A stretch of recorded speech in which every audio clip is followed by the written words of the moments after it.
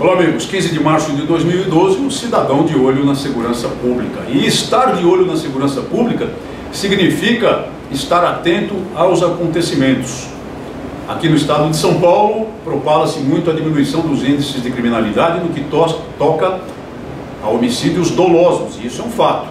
Desde 1999 existe a diminuição consistente do índice de homicídios dolosos, não por causa do Estatuto do Desarmamento, isso é uma grande bobagem, mesmo porque o Estatuto do Desarmamento foi aprovado na calada da noite, no dia 23 de dezembro de 2003, e o processo de contenção dos homicídios dolosos em São Paulo começou em 1999.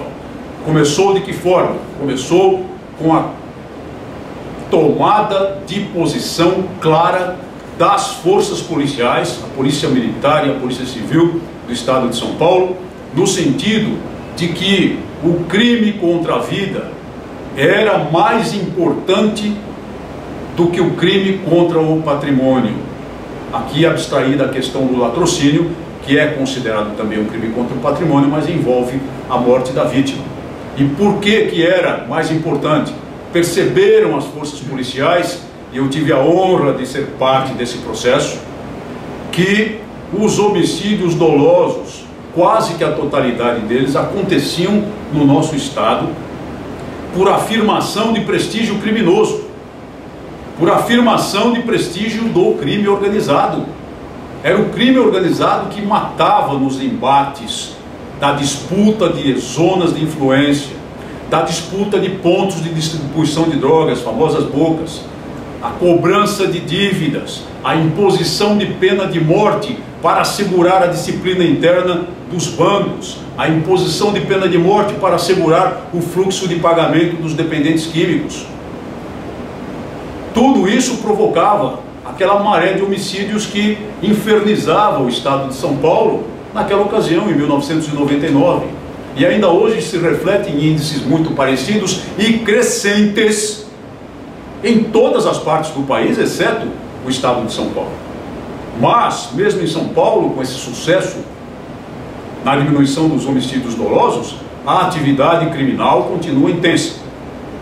Isso se verifica muito particularmente quando se põe os olhos nos índices de roubos à mão armada e de latrocínio em particular. Latrocínio, tecnicamente, já disse, é um crime contra o patrimônio, mas ele envolve a morte da vítima. A respeito de latrocínio, falamos no nosso programa passado.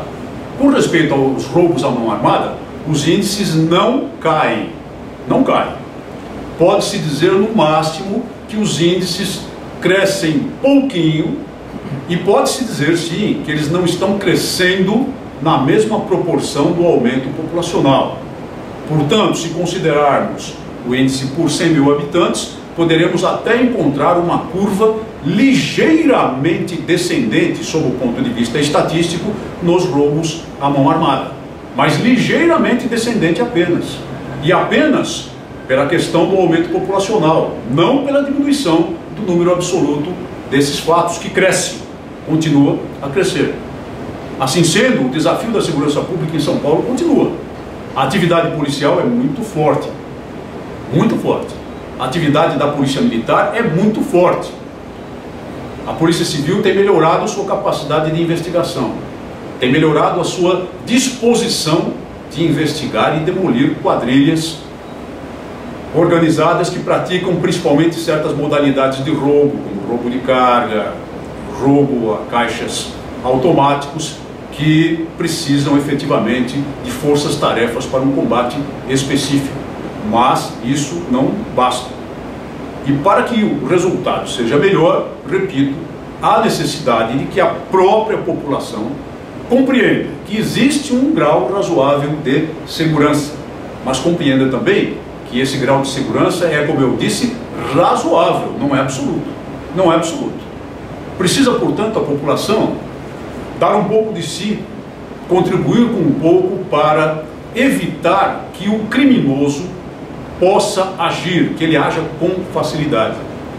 Eu volto então a mencionar o que falei a respeito da segurança de condomínios, por exemplo, a respeito de que é necessário de que cada vizinho olhe o seu vizinho como um irmão, e de certa forma cuide dele como um irmão, não se imiscuindo na vida dele em absoluto, jamais, respeitando sempre criteriosamente a privacidade do vizinho, mas olhando-o como um irmão, a ver se a esposa dele, ao sair de manhã para levar os filhos à escola, não está sendo assediada por um indivíduo estranho na via pública, a ver se não há um grupo estranho se aproximando do portão do vizinho mais à esquina, cuidando de sua própria segurança em relação a isso, da mesma maneira como cuida da segurança do vizinho, e estando atento e pronto a discar 190, que é o telefone do socorro policial no Brasil inteiro, no estado de São Paulo também.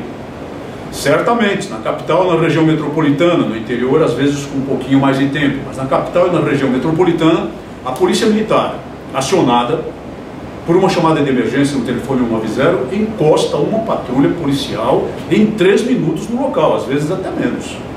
Mas encosta em 3 minutos uma patrulha policial no local para oferecer socorro ao cidadão. Para que isso funcione é necessário esse sentimento de solidariedade do cidadão paulista, do cidadão paulistano, do brasileiro, de modo geral, em relação ao seu vizinho, que é o seu irmão. Se houver aquilo que eu chamava, e utilizei num texto na ocasião em que comandava o policiamento metropolitano de São Paulo, se houver a disposição de atuação desses milhões de pares de olhos para o bem, a atividade criminosa ficará prejudicada, ficará comprometida, ficará diminuída. O policial não tem bola de cristal. O operador do serviço telefônico 190 na Polícia Militar não tem bola de cristal. O patrulheiro do bairro não tem bola de cristal. O patrulheiro do bairro está nas ruas. Ele patrulha constantemente a área em busca de sinais de atividade criminosa preventivamente e intervém quando encontra uma flagrância de crime. Mas frequentemente ele necessita do apoio do cidadão no sentido de informá-lo, de avisá-lo, de alertá-lo, de acioná-lo. E esses milhões de pares de olhos para o bem podem perfeitamente funcionar, devem perfeitamente funcionar nesse sentido. Sobre isso devemos refletir. Não oferecer oportunidades ao criminoso. Tomar muita cautela ao sair de casa. Tomar muita cautela ao chegar em casa. Tomar muita cautela ao atender a campainha, ao atender ao portão quando alguém bate a porta. Identificar essa pessoa, verificar suas intenções. Se a pessoa se apresenta como alguém que veio prestar um serviço na residência, verificar com todos da casa se alguém efetivamente solicitou aquele serviço, para ter um razoável grau de certeza que se trata efetivamente do técnico. Identificar as pessoas, os técnicos das concessionárias de serviços públicos, de eletricidade, de água, de gás. Identificar essas pessoas não é ofensa nenhuma àquele trabalhador que se peça a ele a identificação como um dado a mais de segurança para o cidadão. Cuidar-se nas vias públicas, não frequentar lugares susceptíveis à ação criminosa, cuidar-se ao andar pelas ruas da cidade, ao frequentar as diversas áreas do seu convívio na cidade. Se possível, ao sair da escola, os jovens saírem em grupos para se dirigir aos pontos de ônibus ou ao local onde são esperados pelos pais. A existência de um número importante de pessoas e grupos de pessoas é um fator também de inibição à atividade criminosa. São muitas coisas que o cidadão pode fazer, coisas simples do dia a dia que ele pode fazer em prol de sua própria segurança. E também exigir atividade constante, exigir atividade eficaz das polícias, quem sabe participando das reuniões do Conselho Comunitário de Segurança e pressionando o poder político para que os policiais tenham recursos para trabalhar. E quem sabe também um salário um pouco mais digno. Muito obrigado por sua atenção. Até o nosso próximo programa.